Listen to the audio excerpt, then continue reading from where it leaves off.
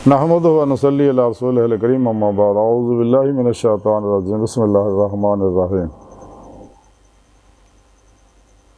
क़ाला रसूलुल्लाह सल्लल्लाहु अलैहि वसल्लम। हज़रत ख्वाजा हसन बसरी खाजगान हज़रत ख्वाजा हसन बसरी रज़ी अल्लाह तआला अन्हु रवायत करते हैं कि अल्लाह के प्यारे हबीब सल्लल्लाहु अलैहि वसल्लम ने फरमाया, हदीस कुदसी है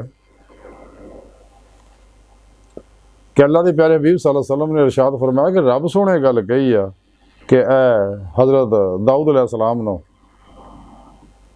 कि इब्ने आदम, एक तेरी चाहत है और एक मेरी चाहत है, तो होएगा वही जो मेरी चाहत है। अगर तू वो काम किया जिहड़ा मेरी चाहत है, फिर मैं दवांगा तैनू वो जो तेरी चाहत है। अगर तू नाफरमानी की यदी जो मेरी चाहत है, तो फिर मैं तेनू थका दूंगा। ਇਹਦੇ ਵਿੱਚ जो तेरी चाहत है होएगा फिर वही जो मेरी चाहत है। इस हदीस कुदसी का मुख्तर मफहूम यह है कि सोने रब ने तमाम इंसानों नूं ये गल कही है, क्या इंसानों तुसी मेरी चाहते चलो जो मैं चाहना। अल्लाह सोना की चाहता है? अल्लाह सोना ये चाहता है कि हर इंसान सच्चे दिलों मेरे ते और मेरे हबीब सल्लल्लाहु अलैहि वसल्लम ते ईमान ले आए।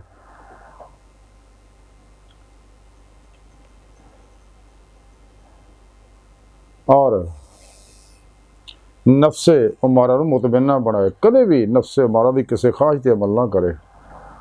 नफ्स शैतान दुनिया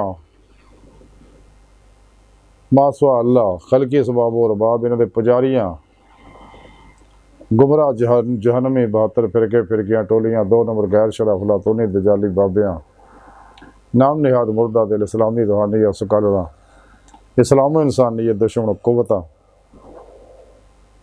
शैतानी अफलातूनी दजाली प्रोग्रामा निज़ामा तो कुल ही कल बन निकल जा। हमेशा लई कोशिश भी करने का ख्याल ना हो, अपना हर अमल कुरान और सुन्नत के मुताबिक करे। जैसा कि सुने रब ने कुरान पाक ही दसिया कि इंसानों तो मैं अपने दीदार वास्ते पैदा किया, तरीका भी दस दिता वब्तगुल वसीला वजाहिदू फी सबीलिल्लाह लअल्लकुम तुफलिहून वल्लज़ीना आमनू अशद्दु हुब्बन लिल्लाह कुल इन कुंतुम तुहिब्बूनल्लाह फत्तबिऊनी युहब्बिबकुमुल्लाह वमा खलक़तुल जिन्ना वल इंसा इल्ला लियअबुदून। किसी रब ने फरमाया क्या इंसानों मैं अपने दीदार वास्ते पैदा किया। तो जो इंसान अपने पीर मुर्शद को नूरी कनैक्शन हासिल करता, अपने अंदर नूरी जागल फला चंबे की बूटी लवांदा,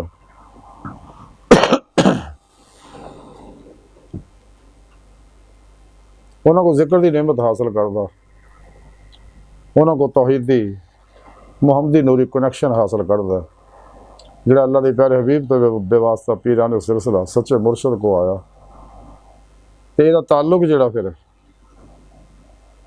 शैतानी नैटवर्क ना टुट जाता, तौहीदी रहमानी मुहम्मदी नैटवर्क ना यदा राबता हो जाता और यह राही मौला का मुसाफर बन जाता, तलाशे मौले लग पैंदा।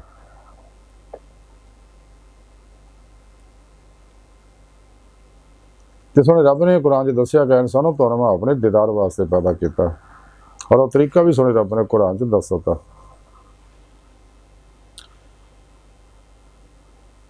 कुरान पाक सुने रब ने फरमाया वन्ना इला रब्बिकल मुंतहा, इंसानों तुहाडी आखिरी मंजिल तुहाडा रब है। अल्लाह की बारगाह तक रसाई इंसान की फितरत है, अल्लाह सोना इंसान की हकीकत है। जिमें इंसान दिल की आईने दिल दी अखां दी मौला की इसे दुनिया नेमत हासिल करता, फिर ही इन्हू ईमान हकीकी इरफान हकीकी फखरे मुहम्मदी सल्लल्लाहु अलैहि वसल्लम का कमाल हासिल होता।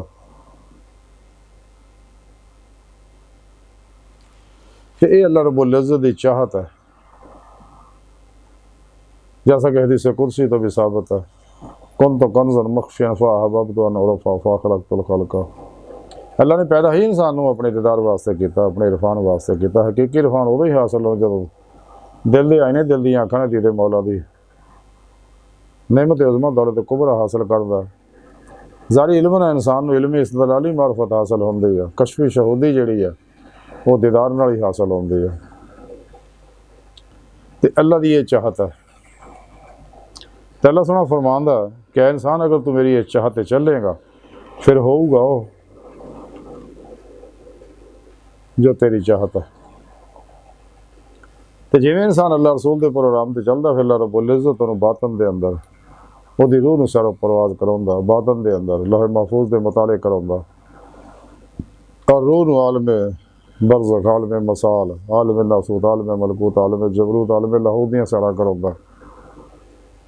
हकीकत सलावात तक सैर रोई होंदी है, उस तो सैर नज़री है जी हमेशा जारी रहनी है।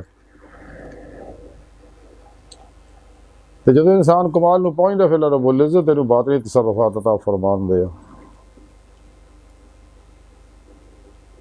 कुंदियां नेमतां अता फरमान दे। जैसा कि हज़रत गौसे पाक ने मुर्दा ने जिंदा किया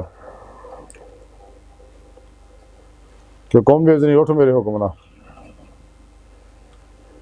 अल्लाह रब्बुल इज़्ज़त इस तो इलावा ऐसियां ऐसियां नेमतां अता फरमाउंदा अकल हैरान है, क्योंकि बातन की दुनिया है ही हैरत का मुकाम है।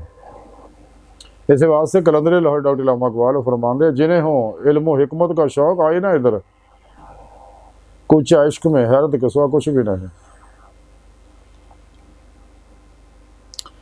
तो नाली सोरे रब ने फरमाया कि ए इंसान जे तू चलेगा अपनी मर्जी के मुताबिक, अपनी चाहत के मुताबिक, नफ्से मारा की ख्वाहिश के मुताबिक, हालांकि नफ्से मारा तेरा दुश्मन है। तो जे यदि किसी ख्वाहिश जब तक इंसान नफ्से मारा की ख्वाहिशात को लाज तलवार ना ज़िबा नहीं करता, नफ्स मुतमइन्ना नहीं बनाता, फनाए नफ्स फनाए कलम का कमाल हासिल नहीं करता, तजल्ली रूह की नेमत हासिल नहीं होंगी, रूह को परवाज नहीं पैदा होती, दीदे मौला की नेमत हासिल नहीं होती। तो सुने रब ने दसिया कि इंसान अगर तू चलेगा अपनी चाहते यानी अपने नफ्स की ख्वाहिशात दे, हालांकि कुरान च रब ने मना किया कदे नफ्स की ख्वाहिश अमल ना करो तो अल्लाह की रात रोक दो। तो सुने रब ने यह दसिया कि अगर इंसान तू अपने नफ्स की ख्वाहिश के पीछे चलेगा ना तो नफ्स हमारा तेनों दुनिया फसा देगा, दुनिया की मुहब्बत चढ़ जा देगा, शगल खलक च उलझा के शगले मौला तो तुम रोक देगा, तेनों तबाह बर्बाद कर देगा, दो जहान तेरे बर्बाद कर देगा। तेनों ये पिछे दौड़न की लड़ कोई, दुनिया पिछे दौड़ेगा अल्लाह पाक फरमांदा मैं तेनों थका देंगा, होना तो बहरहाल फिर वही है जो मैं तेरे बारे लोहे महफूज से लिखा होया। ताई की सारी गुफ्तगू का खुलासा है कि साढ़े चाहिए कदे नफ्स हमारा की ख्वाहिश से अमल ना करिए। नफ्स शैतान दुनिया इन्हों के पुजारियां खलकी सबाब और रबाब मासवा अल्लाह तो कल बनने का जो या कोशिश भी करिए इन्हों का ख्याल ना हो तो अल्लाह की चाहत के मुताबिक जिंदगी गुजारी है, यानी आती अल्लाह आती रसूल च फना हासिल करिए, कुरान सुन्नत की रूह के मुताबिक अमल करिए, हमेशा इजमाए अहले सुन्नत व जमात के नाल रहिए ताकि अपना मकसद हयात हासिल करिए, यानी दीदे मौला की नेमत इस दुनिया हासिल करिए, फिर ही आखिर सिर दियाँ अखां ना खुलियां, अखां ना दीदारे इलाही की नेमत नसीब होएगी। सुने रब ने कुरान च दसिया है कि जेड़े मेरे दीदार तो दुनिया जन्ने हैं वो आखिरत भी अन्ने होणगे। अल्लाह रब्बुल इज़्ज़त ने कुरान च कई जगह लकाल लादा अपने दीदार का जिक्र किया, लेकिन काफिर मुनाफिक इन्हां गल्लां नूं छुपाउंदे रहे, माने ही बदल देंदे ने। ताई कलंदरी लाहौरी इल्लामा इकबाल ने गल कही सी, खुद बदलते नहीं कुरान को बदल देते हैं, किस दर्जा हुए हैं फ़कीहान हरम बेतौफीक, कुरान को बाजी चाहे तफाल बनाकर चाहें तो करें कि नई शरीयत ईजाद। इस वास्ते ना गुमराह फिरका जायज़ नहीं कोई अल्लाह वाला नहीं होया, होना भी नहीं, हो भी नहीं सकता। तो जिन्ने भी अल्लाह वाले होए ने सारे अहले सुन्नत व जमात च ही होए ने। इस वास्ते सानूं चाहिए कदे भी अपनी मर्जी नाल जिंदगी ना गुजारिए, नफ्स की चाहत के मुताबिक ना चलीए, बल्कि अल्लाह की चाहत के नाल जिंदगी गुजारिए, फिर दोनों जहानां दीयां कामयाबियां नसीब हो जाणगियां। तो अल्लाह सोहणे दी बारगाह दिल की गहराइयां दुआ है कि अल्लाह सोहणे हस्ता बड़े हकीर पर तकसीर माड़े कमज़ोर कामिल माजिज़ मस्कीन बेसहारा इंसान साए पिरो पेशवा दे तेरे प्यारे हबीब सल्लल्लाहु अलैहि वसल्लम दे साडा हर स्वाई तेरे साडा कोई सहारा नहीं, सानू दुनिया कबर और आखिरत सारा अता फरमाए। अपने दायमी ददार दी नेमत उज़्मा दौलत कुबरा अता फरमाए। अल्लाह बस ते बाकी सब हवसा वमा अलैना इल्लल बलागुल मुबीन।